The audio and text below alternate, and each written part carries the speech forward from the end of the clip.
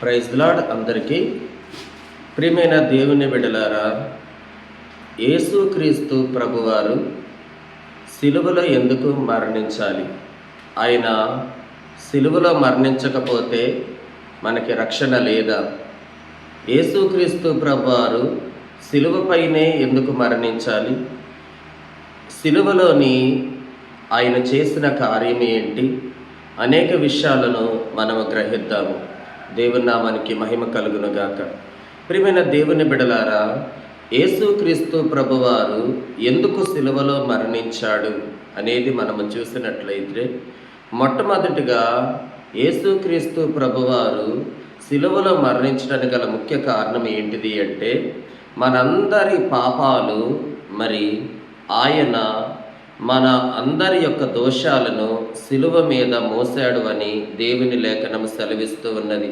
పేతురు రాసిన మొదటి పత్రిక 2వ అధ్యాయము 24వ వచనాన్ని మనము చదివినట్లయితే అక్కడ ఒక మంచి విషయం రాయబడి ఉన్నది. చూడండి దేవుని బిడ్డలారా, పేతురు రాసిన మొదటి పత్రిక 2వ అధ్యాయము 24వ వచనము. మనము పాపముల విషయమై చనిపోయి నీతి విషయమై జీవించినట్లు ఆయన తానే తన శరీరమందు మన పాపములను మ్రాను మీద మోసుకొనెను. ఆయన పొందిన గాయముల చేత మీరు స్వస్థత నొందితిరి. ప్రియమైన దేవుని బిడలారా, ఇక్కడ మంచి విషయాన్ని అపోస్తులుడైన పేతురు గారు రాస్తున్నాడు. ఏమని అంటే, మనము పాపముల విషయమై చనిపోయి, అంటే మనము పాపం విషయమై చనిపోయి నీతి విషయమై జీవించాలి అని, ఆయనతో కూడా జీవించాలి అని ఆయన అంటే ఎవరు? యేసుక్రీస్తు ప్రభువారు తానే మన పాపములనంట మ్రాను మీద మోసుకొని పోయెను. మ్రాను అంటే సిలువ మ్రాను పైన మన పాపాలను మోసి ఉన్నాడు. యేసుక్రీస్తు ప్రభువారు ఆనాడు మోసింది శారీరకంగా చూస్తే ఒక సిలువ మ్రానుని, కానీ ఆత్మీయంగా చూస్తే ఆయన నీ పాపమును నా పాపమును మనందరి పాపాలను ఆయన మోసుకుని వెళ్ళాడు. అందుకని యేసుక్రీస్తు ప్రభువారి గురించి రాయబడి ఉన్నది, ఆయన లోక పాపములు మోసుకొని పోవు దేవుని గొర్రె పిల్ల అయి ఉన్నాడు అని. ఆయన మనందరి పాపాలను ఆయన మోసి మనకు రావలసిన పాప శిక్షను ఆయన తీసుకొని, ఆయన మన స్థానములో ఆ పాపానికి శిక్ష భరించి, మనము భరించవలసిన ఆ పాపాలను, ఆ పాప శిక్షను ఆయన భరించి మనందరి పాపాల కొరకు ఆయన వెల చెల్లించి, ఆయన రక్తమును కార్చి మనందరి కొరకు ప్రాణం పెట్టిన దేవుడై ఉన్నాడు. దేవుని నామానికి మహిమ కలుగునుగాక. ప్రియమైన దేవుని బిడ్డలారా, యేసుక్రీస్తు ప్రభువారు ఎందుకు సిలువ మ్రానును మోయాల్సి వచ్చిందంటే, మొట్టమొదటిగా నీ పాపములు నా పాపములు మనందరి పాపములు యేసుక్రీస్తు ప్రభువారు ఆనాడు సిలువ మ్రానుని ఎలా మోసాడో అలాగే మన పాపాలను ఆయన కూడా మోసి ఉన్నాడు. దేవుని నామానికి మహిమ కలుగునుగాక. రెండవ విషయం చూసినట్లయితే, యేసుక్రీస్తు ప్రభువారు ఎందుకు సిలువ మ్రాను మీద వేలాడదీయబడ్డాడు అంటే, ధర్మశాస్త్ర ప్రకారము ఒక వ్యక్తి తప్పిదము చేస్తే అతడు శపించబడినవాడు, శాపగ్రస్తుడు అంటానికి గుర్తుగా అతనిని మ్రాను పైన వేలాడతీయాలి. తీసి సాయంకాలం వరకు అందరూ చూస్తున్నట్టు, సమాజము చూస్తున్నట్లుగా ఆయనను, ఆ వ్యక్తిని మ్రాను మీద వేలాడదీయాలి.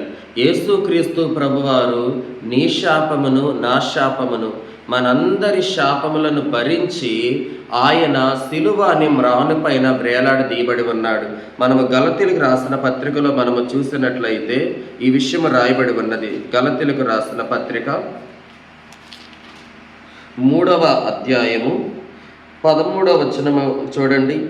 ఆత్మను గురించిన వాగ్దానము విశ్వాసం వలన మనకు లభించినట్లు అబ్రహాము పొందిన ఆశీర్వచనము క్రీస్తు యేసు ద్వారా అన్ని జనులు కలుగుటకై క్రీస్తు మన కొరకు శాపమై మనల ధర్మశాస్త్రం యొక్క శాపము నుండి విమోచించెను. ఇందును గూర్చి మ్రాను మీద వేలాడిన ప్రతివాడును శాపగ్రస్తుడని వ్రాయబడి ఉన్నది. ప్రియమైన దేవుని బిడ్డలారా, అబ్రహాము పొందిన ఆశీర్వచనాన్ని అన్ని జనులైన మనకి కూడా కలగటానికి అబ్రహాము ఆశీర్వచనముల మనము కూడా పాలిభాగస్తులు కావాలి అంటే మనమందరము శాపమనే కాడి కింద ఉన్నాము. ఈ శాపము నుండి విడిపించబడాలి అంటే శాపానికి శిక్ష భరించాలి. యేసుక్రీస్తు ప్రభువారు నీ శాపమును నా శాపమును మనందరి శాపాన్ని తీసుకొని ఆయన సిలువ అనే మ్రాను మీద వేలాడి మనందరి శాపపు శిక్షను ఆయన భరించి మన శాపాలను ఆయన తీసుకొని ఉన్నాడు. యేసుక్రీస్తు ప్రభువారు ఎందుకు సిలువలోని ఆయన మోయాల్సి వచ్చింది, ఎందుకు సిలువలో వేలాడాల్సి వచ్చిందంటే మొట్టమొదటిగా యేసుక్రీస్తు ప్రభువారు సిలువ అనే మ్రాను పైన మన పాపాలన్నిటిని కూడా మోసి మనకు రావాల్సిన శిక్షను ఆయన తీసుకొని మన స్థానములో ఆయన మరణించాడు. రెండవది, మనకు రావాల్సిన శాపపు శిక్ష అంతటిని కూడా ఆయన భరించి మన స్థానములోని ఆయన సిలువ అనే మ్రాను మీద వేలాడి మన శాపాల నుండి మనకి విముక్తిని ప్రకటించి ఉన్నాడు. దేవుని నామానికి మహిమ కలుగునుగాక. ప్రియమైన దేవుని బిడ్డలారా, యేసుక్రీస్తు ప్రభువారు సిలువలో చేసినది ఏంటిది అంటే మూడవది, ఆయన సిలువను మోసేటప్పుడు ఆయన ఏమి చేశాడు అంటే ఆ సిలువ అనేది మనకు జయోత్సాహాన్ని కలిగిస్తూ ఉన్నది. ఒకసారి మనము కొలస్సీలకు రాసిన పత్రికలోని మనము చూసినట్లయితే, కొలస్సీలకు రాసిన పత్రిక 2వ అధ్యాయము చూడండి, 13-15 వచనాలను కలిపినటువంటిది. అక్కడ నేను చదువుతాను, జాగ్రత్తగా గ్రహించండి. మరియు అపరాధం వలను శరీరమందు సున్నతి పొందకి ఉండట వలను మీరు మృతులై ఉండగా దేవుడు వ్రాతారూపకమైన ఆజ్ఞల వలన మన మీద రుణముగాను మనకు విరోధముగా నుండిన పత్రమును మేకులతో సిలువకు కొట్టి దాని మీద చేవ్రాతను తుడిచివేసి అడ్డము లేకుండా దానిని ఎత్తివేసి మన అపరాధాలన్నిటినీ క్షమించి ఆయనతో కూడా జీవింపజేసెను. దేవుని నామానికి మహిమ కలుగునుగాక. ప్రియమైన దేవుని బిడ్డలారా, యేసుక్రీస్తు ప్రభువారు సిలువలో చేసిన 3వ కార్యం ఏంటిది అంటే ఆయన మన మీద రుణముగాను మనకు విరోధముగా ఉన్న పత్రములను, చూడండి, ధర్మశాస్త్రము అనేది మనకి విరుద్ధముగా అది మన మీద నేరస్థాపన చేస్తూ ఉంది. అపవాది మన మీద ఆ యొక్క రుణపత్రాలు తీసుకొని వచ్చేసి మన మీద నేరస్థాపన చేస్తూ ఉంటే యేసుక్రీస్తు ప్రభువారు ఏం చేశాడు అంటే ఆయన సిలువ అనే మాను పైన, చూడండి, ఆ యొక్క రుణపత్రాలన్నిటినీ కూడా విధిరూపకమైన ఆజ్ఞలతో కూడి ఉన్న పత్రాలను సిలువకు మేకులతో కొట్టి యేసుక్రీస్తు ప్రభువారిని చేతులతో మేకులు కొట్టారు. బాహ్యంగా శరీరంగా చూస్తే యేసుక్రీస్తు ప్రభువారికి చేతులకి మేకులు పట్టబడ్డాయి, కాళ్ళకి మేకులు పట్టబడ్డాయి. కానీ ఆత్మీయంగా చూస్తే అక్కడ మన మీద రుణముగా ఉన్న పత్రములను, మనకి అడ్డముగా ఉన్న పత్రాలను ఆయన సిలువకి మేకులతో కొట్టి ఆయన ఏం చేశారంటే దాని మీద ఉన్న చేవ్రాతనంతా తుడిచివేసేసి ఇక మన పైన ఎవరు కూడా నేరస్థాపన చేయకుండా వాటన్నిటిని కొట్టివేసి రద్దు చేసి ఆయన మన పాపాలన్నిటినీ కూడా క్షమించి ఉన్నాడు. ప్రియమైన దేవుని బిడ్డలారా, యేసుక్రీస్తు ప్రభువారు సిలువలో చేసినది ఏమిటంటే మొట్టమొదటిగా ఆయన సిలువ అనే మ్రాను పైన నీ పాపాలు నా పాపాలు మనందరి పాపాలను మోసుకొని భరించి మన పాపాలకు రావాల్సిన శిక్ష ఆయన తీసుకొని మన పాపములకు వెల చెల్లించి తన స్వరక్తం ఇచ్చి మనల్ని సంపాదించుకొని మన పాపముల నుండి మనల్ని విడిపించి ఉన్నాడు. రెండవది, పాపము చేసిన వాడు శాపానికి గురి అయి ఉన్నాడు కాబట్టి ఆదాము నుండి వస్తున్న శాపం అంతటినీ కూడా మనము విడిపించబడాలి అని అబ్రహాము పొందిన ఆశీర్వచనానికి మన హక్కుదారులు కావాలి అని యేసుక్రీస్తు ప్రభువారు మన శాపముల కొరకు ఆయనే మన కొరకు సిలువ అనే మ్రాను పైన వేలాడి మన శాపములకు శిక్ష ఆయన భరించి మనల్ని శాపము నుండి విడిపించి ఉన్నాడు.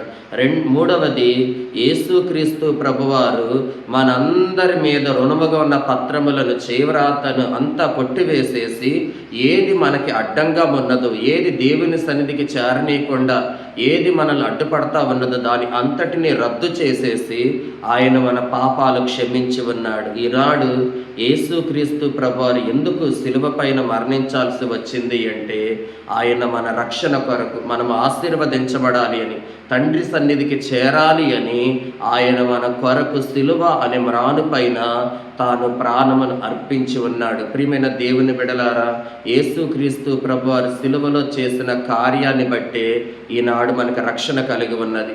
ఈనాడు అబ్రహాము పొందిన ఆశీర్వచనని మన హక్కుదారులుగా అయి ఉన్నాము. ఈనాడు తండ్రి సన్నిధికి చేరగలుగుతున్నాము. ఎంత గొప్ప భాగ్యమునిచ్చిన యేసుక్రీస్తు ప్రభువారిని నువ్వు హృదయపూర్వకంగా విశ్వసించి ఆయన నీ జీవితంలోనికి తెచ్చుకున్నట్లయితే ఆయన నీకు నిత్య రాజ్యం ఇచ్చే దేవుడై ఉన్నాడు. ఆయన నీ కొరకు తన ప్రాణాన్ని, తన సర్వాన్ని అర్పించిన దేవుడై ఉన్నాడు. ప్రియమైన దేవుని బిడలారా, యేసుక్రీస్తు ప్రభువారు నిజమైన దేవుడు, ఆయన లోకరక్షకుడు, ఆయన నీ కొరకు ప్రాణం పెట్టిన దేవుడై ఉన్నాడు. కాబట్టి ఇకనైనా యేసుక్రీస్తు ప్రభుని అంగీకరించని నీవు నీ హృదయంలోనికి యేసుక్రీస్తు ప్రభుని అంగీకరించని నీవు ఆయన చిత్తమును ఎరిగి హృదయపూర్వకంగా ఆయన మార్గాలలో నడువు. దేవుడి నిత్య రాజ్యం నీకు ఇచ్చునుగాక. ఆమేన్.